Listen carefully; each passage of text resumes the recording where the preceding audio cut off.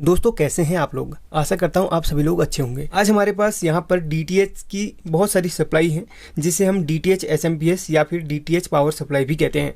अब यहां पर जितने भी मेरे पास सप्लाई हैं सभी में कुछ ना कुछ प्रॉब्लम है और सभी को आज मैं आपको रिपेयर करना सिखाऊंगा। तो अच्छी तरीके से अगर आप इस वीडियो को देखते हैं तो आपको किसी और वीडियो को देखने की ज़रूरत ही नहीं पड़ेगी, क्योंकि आपको यहाँ पर बहुत ही अच्छी तरीके से सीखने को सब कुछ मिल जाएगा, वो भी विद प्रैक्टिकली कि कहाँ पर फॉल्ट कैसे चेक किया जाता है, किस चीज़ का फॉल्ट इसमें होता है ज़्यादातर, ये सब आप यहाँ पर सीख लेंगे। वीडियो पसंद आती है तो आप इसको शेयर ज़रूर कीजिएगा ताकि और लोगों को भी सीखने के लिए मिल सके। और आपसे विशेषकर मैं एक चीज़ ज़रूर कहूँगा, इस वीडियो को एंड करने के बाद आप अपनी तरफ से कमेंट जरूर कीजिएगा और हाँ, लाइक करना ना भूलिएगा। चैनल पर नए हैं तो सब्सक्राइब जरूर कीजिएगा। चलिए स्टार्ट करते हैं। यहाँ पर जितने भी आप मेरे पास सप्लाई देख रहे हैं इसमें कुछ ना कुछ सभी सप्लाई में फॉल्ट होगा, तो लाइव आपको रिपेयर करना मैं बताऊंगा। अब सबसे पहले इसी सप्लाई से हम स्टार्ट करते हैं, बाकी की सप्लाई को हम थोड़ा सा किनारे कर लेते हैं। अब यहाँ पर क्या फॉल्ट है यही हम इसको रीड करेंगे और उसके बाद इसके फॉल्ट को फिक्स करेंगे। कभी भी आपके पास सप्लाई रिपेयर के लिए आती है या फिर सेट टॉप बॉक्स रिपेयर के लिए आता है, सबसे पहले तो कस्टमर ही प्रॉब्लम बता देता है कि सर ये ऑन नहीं हो रहा है या फिर ये वीक सिग्नल, लो सिग्नल इत्यादि जो भी प्रॉब्लम होती है वो बता देता है। बाकी अगर उसे नहीं पता होता है कि भाई इसमें प्रॉब्लम है देख लेना, वो रख के चला जाता है। तो आपने सबसे पहले ओपन करके उसके जब वो लगा है तो लगे लगे आपने आउटपुट वोल्टेज चेक कर लेनी है कि आउटपुट वोल्टेज आ रही है कि नहीं। अगर नहीं आ रही है तो समझ लीजिए उसके प्राइमरी सेक्शन से कुछ ना कुछ फॉल्ट है और प्राइमरी सेक्शन पे एक फ्यूज लगा रहता है, उसी से पहचान हो जाती है। अगर फ्यूज उड़ा रहेगा तो समझ लीजिए कि आपके प्राइमरी सेक्शन में फॉल्ट है। अगर फ्यूज नहीं उड़ा है तो आप समझ लीजिए किसी और कंपोनेंट में इसके फॉल्ट है। और किस कंपोनेंट में फॉल्ट है ये कोई फिक्स नहीं है कि इसी कंपोनेंट पर फॉल्ट आएगा। प्राइमरी सेक्शन में जितने भी कंपोनेंट है किसी न किसी में फॉल्ट आने की वजह से आपका प्राइमरी सेक्शन डेड पड़ जाता है। अब प्राइमरी और सेकेंडरी सेक्शन अगर जिसे पता है तो अच्छी बात है, जिन्हें नहीं पता है तो इस वीडियो में आपको बता देता हूँ प्राइमरी और सेकेंडरी सेक्शन क्या होता है। यहाँ पर मैं आपको थोड़ा सा डिटेल से बताऊँगा, इसलिए वीडियो थोड़ा सा ज़्यादा लंबी हो सकती है। अगर आप सीखना चाहते हैं तो वीडियो पर बने रहिए, अगर नहीं सीखना चाहते हैं तो वो आपकी मर्जी है। बाकी यहाँ पर ये एसएमपीएस के दो सेक्शन होते हैं, अगर ऐसे समझ में आया तो उल्टा कर लीजिए। दो पार्ट इसके बने होते हैं, एक पार्ट ये है और एक पार्ट बीच में देखिए लाइन बनी हुई, एक पार्ट ये है। प्राइमरी और एंड सेकेंडरी सेक्शन, जहाँ पर आप AC 220 वोल्ट देते हैं वो आपका प्राइमरी सेक्शन कहलाता है। उसके बाद ये ट्रांसफार्मर के या फिर SM ट्रांसफार्मर या फिर चॉपर ट्रांसफार्मर भी काफ़ी लोग इसे बोलते हैं, तो इसके बाद का जो हिस्सा होता है वो सेकेंडरी सेक्शन होता है, जहाँ से आपकी DC वोल्टेज आउटपुट निकलती है। अब DC कितना आउटपुट निकलती है ये सिर्फ SMPS पे जो भी इसमें लिखा रहेगा उसी हिसाब से निकलती है। जैसे कि किसी वाली वायर से आपकी 5 वोल्ट, किसी से 24 वोल्ट, किसी से 12 वोल्ट, हर SMPS की अलग अलग बनावट होती है। यहाँ पर DTH ही नहीं बल्कि किसी और SMPS को भी आप ले लेंगे तो उसमें भी प्राइमरी एंड सेकेंडरी सेक्शन होता ही होता है। अब यहाँ पर इस SMPS में क्या फॉल्ट है, सबसे पहले मैं यहाँ पर AC 220 वोल्ट से देकर देखूंगा। लेकिन AC 220 वोल्ट देने से पहले आप किसी भी सप्लाई को फिजिकली देखेंगे कि कोई कंपोनेंट इसका डैमेज तो नहीं है, ठीक है। अब यहाँ पर जैसे कि साफ साफ यहाँ पर मुझे दिख रहा है कि ये कॉइल के नीचे थोड़ा सा कार्बन लगा हुआ है, यानी कि जली हुई है कॉइल। अब क्यों जली, इसका क्या कारण हो सकता है ये तो हम बाद में जानेंगे, बट यहाँ पर इसे हम 220 वोल्ट दे देंगे। और देना कैसे है, सीरीज के माध्यम से। देखिए सीरीज अगर आपको नहीं आता है तो सीरीज पर भी एक वीडियो बनाया है। एक बल्ब यहाँ पे लेना है और यहाँ पर इस तरीके से मैंने इसको कनेक्ट किया हुआ है। 100 वाट का बल्ब करीब आप ले लीजिए सीरीज पर, और यहाँ पर ये देखिएगा पूरा वही मेथड रहता है सीरीज का। बिल्कुल बल्ब और वायर को आपने कनेक्ट करना है और लास्ट में आपने एक जहाँ पर एक स्विच लगाता है वहाँ पर इस तरीके से 2 वायर खुली छोड़ देनी है और इस वायर को आपने इस सर्किट पे लगा लेना है। तो यहाँ पर देखिए AC 220 वोल्ट के पॉइंट पे मैं लगा लेता हूँ, तो यहाँ पर बल्ब नहीं चल रहा, यानी कि आगे कोई शॉर्टिंग नहीं है। शॉर्टिंग नहीं है तो इसमें कोई और प्रॉब्लम भी हो सकती है, डेड भी हो सकता है, ठीक है। सीरीज बनेगा ही नहीं तो बल्ब जलेगा कैसे या फिर ये SMPS चलेगा कैसे। अब यहाँ पर सबसे पहले मैं आपको दिखाता हूँ, जब आपने फिजिकली देखा तो हाँ अब शायद दिख रहा होगा। जब आपने फिजिकली देखा तो आपने देखा कि यहाँ पर एक इंडक्टर कॉइल जो लगी हुई है उसके आसपास में थोड़ा सा कार्बन जमा हुआ है। और हमें उससे भी पहले क्या देखना होता है, फ्यूज। क्योंकि सर्किट में फ्यूज इसीलिए लगाया जाता है कि जब भी सर्किट में कोई शॉर्ट सर्किट हो, शॉर्टिंग हो या फिर कुछ भी यहाँ पर प्रॉब्लम क्रिएट हो तो फ्यूज सबसे पहले बर्न हो जाए और आपके सर्किट के अदर कंपोनेंट को प्रोटेक्ट करे। तो इसीलिए सबसे पहले हमने फ्यूज चेक करना होता है। तो यहाँ पर आप देख सकते हैं ये फ्यूज बिल्कुल ही ख़राब है, जला हुआ है।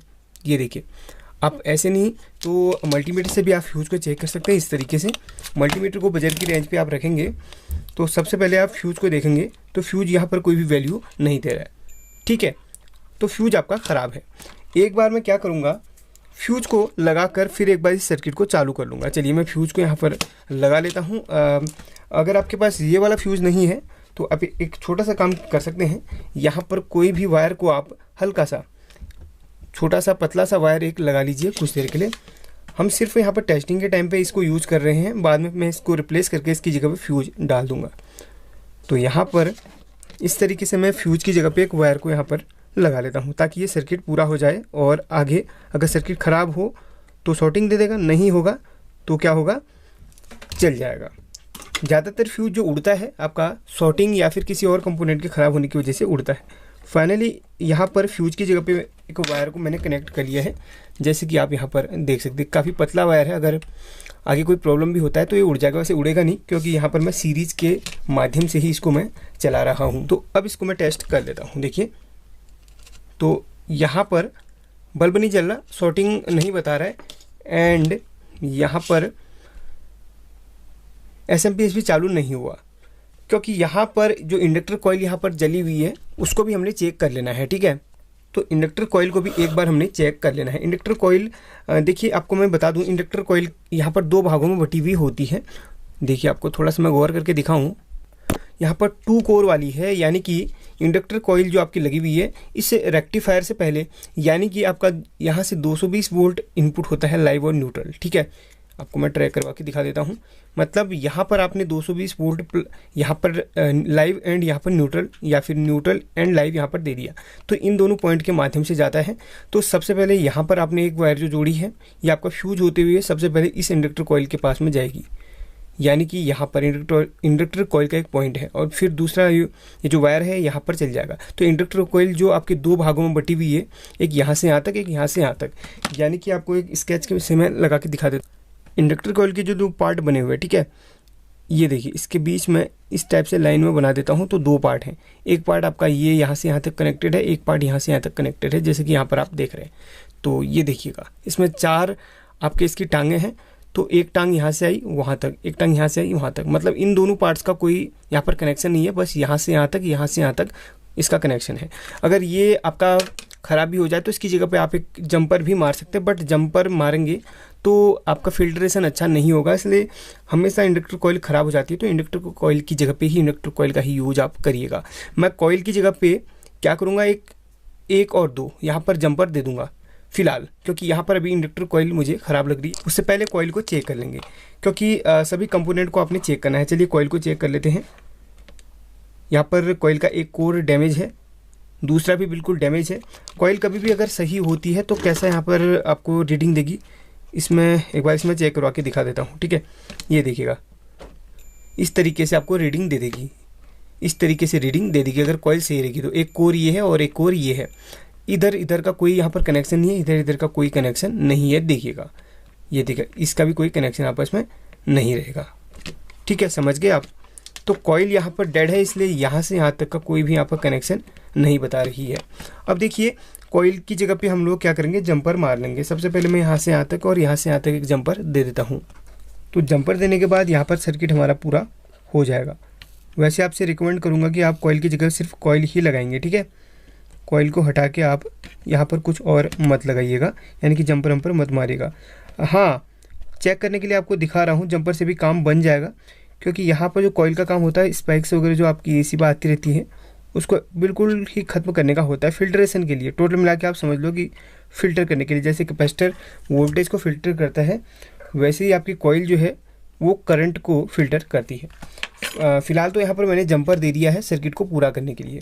अब यहाँ से देखिए, आपका यहाँ से यहाँ तक वायर, और यहाँ से देखिए यहाँ से यहाँ तक वायर आ गई, यानी कि यहाँ से लाइव और न्यूट्रल यहाँ से आपकी यहाँ से यहाँ तक इधर तक चली गई है। तो यहाँ पर 1 2 3 4 ये डायोड लगी हुई हैं, आपको मैं दिखाता हूँ। ये देखिए, ये 4 डायोड लगी हुई हैं, यानी कि लाइव और न्यूट्रल वायर अगर आपकी डायोड से अटैच होंगी तो क्या होगा, डायोड एसी से डीसी बनाएगा। तो डायोड एसी से डीसी बनाता है यहाँ से एक वायर चलेगी डायोड की यहाँ पर और एक वायर चलेगी यहाँ पर, यानी कि मेन कैपेसिटर पे, जो कि आपका 47 माइक्रोफैराड 450 वोल्ट का है। और ये आपका नेगेटिव, ये आपका पॉजिटिव, यानी कि टोटल मिला के आपकी जो लाइव और न्यूट्रल वायर है वो फ्यूज के माध्यम से होते हुए कॉइल पे जाती है। कॉइल पर एसी ही जाती है, ठीक है, इस कॉइल पर एसी ही जाती है, एसी 220 वोल्ट। तो कॉइल से फिर फिल्ट्रेशन होता है, तो यहाँ पर आपकी कॉइल के दूसरे पार्ट में यहाँ पर आ जाती है लाइव एंड न्यूट्रल वायर।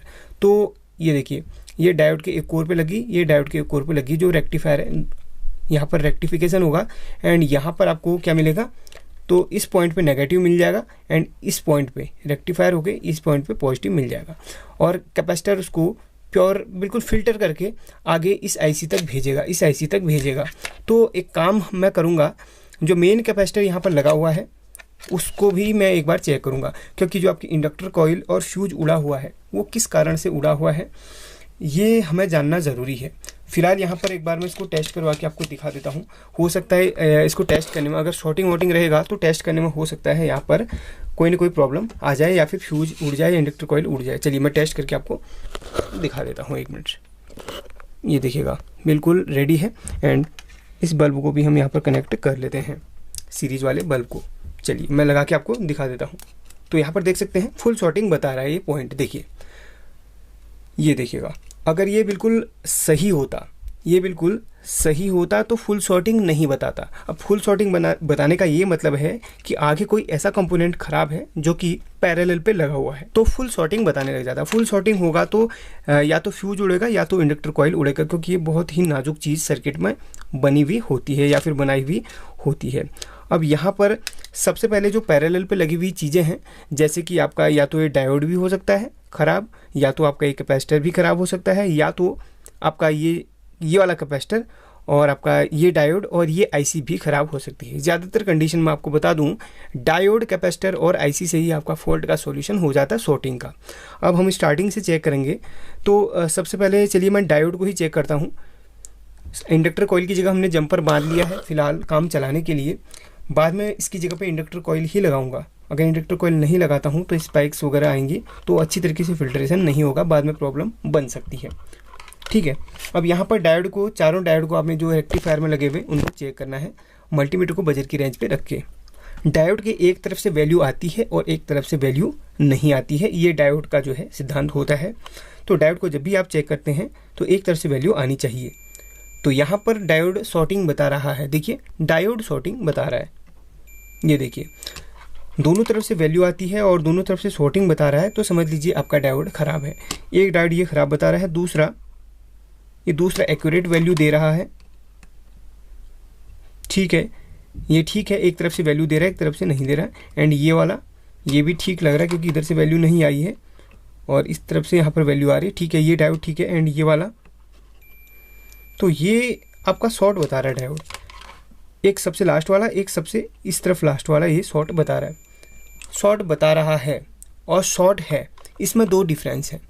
अब यहाँ पर हो सकता है डायोड ख़राब ना हो, आगे कोई और चीज़ ख़राब हो, ये कैपेसिटर भी ख़राब हो, इसलिए भी शॉर्ट बता रहा हो। तो इसको कंफर्म करने के लिए हम इन दोनों में से कोई एक डायोड को निकाल के चेक करेंगे, या फिर निकाल के चेक कीजिए या फिर इसकी एक लेग उठा लीजिए, तब आप इसको ईजिली चेक कर सकते हैं। अगर डायोड फॉल्ट नहीं बताता तो इसके पॉइंट में फॉल्ट आपको आ जाएगा। चलिए किसी एक डायोड को हम यहाँ पर निकाल के कंफर्म कर लेंगे कि यहाँ पर ख़राबी आखिर माजरा क्या है, ख़राबी किस पॉइंट पे है, ठीक है।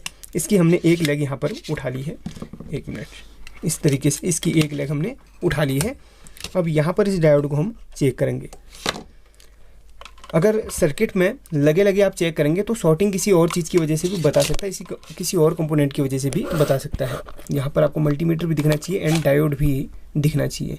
फिलहाल इस डायोड को मैंने इस पॉइंट से हटा दिया एक लेग को, ठीक है। अब इसका एक लेग कनेक्शन से हट चुका है। अब यहाँ पर आप चेक करेंगे, देखिए फाइनली डायोड ही शॉर्ट बता रहा है। एक बार मैं इस पॉइंट को भी चेक कर लूँगा। चलिए, डायोड अभी इस पॉइंट पे नहीं लगा है, अब इसको चेक करूँगा। फिलहाल इस पॉइंट पे कोई शॉर्टिंग अब नहीं बता रहा है, यानी कि हमारे डायोड में ही कुछ ना कुछ माजरा या फिर कुछ ना कुछ प्रॉब्लम है। एक ये वाले में एंड दूसरे वाले को फिर से एक बार मैं चेक करूँ, ये भी शॉर्ट बता रहा है। तो एक काम मैं करूँगा, 1 और 2 इन दोनों डायोड्स को मैं यहाँ पर निकाल के इसकी जगह पे दूसरे डायोड को फिक्स कर लूँगा, IN4007 नंबर के डायोड को। तो सबसे पहले इन डायोड को मैंने निकाल लेना पड़ेगा। चलिए इसी डायोड को मैंने निकाल लिया है एंड यहाँ पर सबसे लास्ट वाले डायोड को भी मैं निकाल लूँगा। ये वाला डायोड है और निकाल के आपको सही और ख़राब डायोड में क्या क्या वैल्यू आती है ये भी आपको दिखा दूँगा। 1 मिनट, यहाँ पर इसको मैंने निकाल लिया है एंड फाइनली ये भी हमारा निकल चुका है।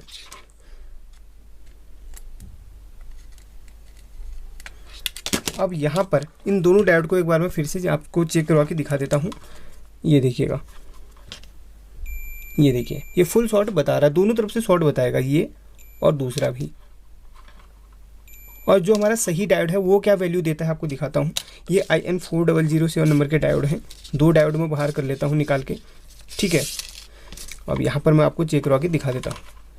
ये देखिए एक तरफ से वैल्यू नहीं दे रहा है और एक तरफ से वैल्यू कुछ ना कुछ देते रहेगा, 500 600 इसका रेजिस्टेंस बताएगा, ठीक है। ये देखिए बिल्कुल परफेक्ट है। तो यहाँ पर ये डायोड फुल शॉर्टिंग है। अब इन डायोड को मैं यहाँ पर इस पर लगा लूँगा। उससे पहले मैं एक काम और कर लूँगा। ये जो कैपेसिटर है, कैपेसिटर के पॉइंट में मैं एक बार चेक कर लूँगा।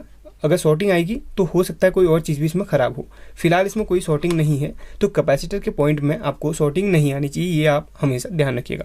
फिलहाल कैपेसिटर के पॉइंट में कोई शॉर्टिंग नहीं है। अब ये जो IC लगी हुई है, IC को भी एक बार मैं टेस्ट कर लूँ। तो IC के सभी लेग में आपस में कोई शॉर्टिंग वॉर्टिंग नहीं आनी चाहिए, ये आप ज़रूर देखिएगा। तो ठीक है, इसके साथ इसमें कोई शॉर्टिंग नहीं है, ये भी ठीक है। IC में कोई शॉर्टिंग नहीं बता रहा आपस में, तो IC में कोई ख़राबी नहीं आ रही है। अब यहाँ पर मैं डायोड को चेंज कर लेता हूँ। और डायोड को लगाना कैसे आपको नहीं पता है, जल्दबाजी मत कीजिए, आप ध्यान से देखिएगा। पहली बार सीख रहे हैं तो आपके लिए बहुत ही बेहतर ये अवसर है।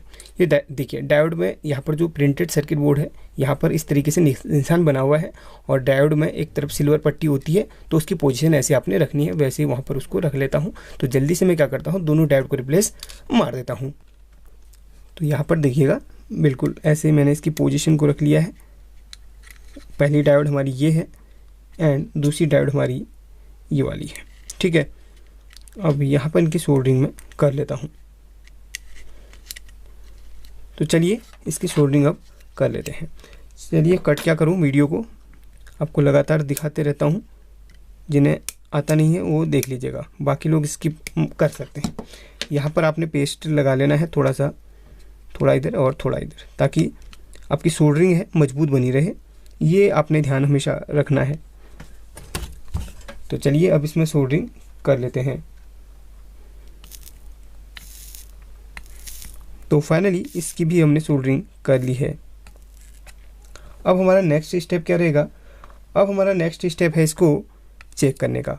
आपसे रिकमेंड हमेशा मैं एक ही चीज़ करूँगा, जब भी आप डायोड को रिप्लेस करते हैं तो डायोड को रिप्लेस करने के बाद आपने कैपेसिटर को भी रिप्लेस कर देना है, क्योंकि कैपेसिटर में आपका थोड़ा सा प्रॉब्लम क्रिएट हो जाता है। कैपेसिटर वीक भी हो जाता है, कोई कोई कैपेसिटर फूल भी जाते हैं। ये थोड़ा सा मुझे फूला हुआ ऊपर से लग रहा है, ठीक है। हो सकता है बाद में प्रॉब्लम करे, बट कैपेसिटर को भी साथ में चेंज कर लेना है। अभी मेरे पास कैपेसिटर है नहीं और ये शॉर्टिंग भी नहीं बता रहा है, तो यहाँ पर एक बार मैं इसे चेक कर लूँगा इस सप्लाई को। तो चलिए इसको 220 वोल्ट हम डायरेक्टली दे देते हैं। अब वही सीरीज़ के माध्यम से देना है, वैसे नहीं देना है। इंडक्टर कॉइल मैंने यूज़ नहीं करी, इंडक्टर कॉइल की जगह पे मैंने जंपर मार लिया है। तो यहाँ पर देखिएगा, ये देखिएगा अब ये चल पड़ा। और जब भी ये सप्लाई चलती है, आप इसे लोड नहीं देते हैं, तो इसके ट्रांसफार्मर से एक छोटी सी बीप बीप की आवाज़ आती है, हल्की सी, आपने सुना होगा, जैसे स्विचिंग करता है ना, ची ची करके आवाज़ आती है। तो यहाँ पर अब कोई शॉर्टिंग नहीं, जैसे पहले बल्ब शॉर्टिंग बताया था, अब इसमें कोई शॉर्टिंग नहीं है।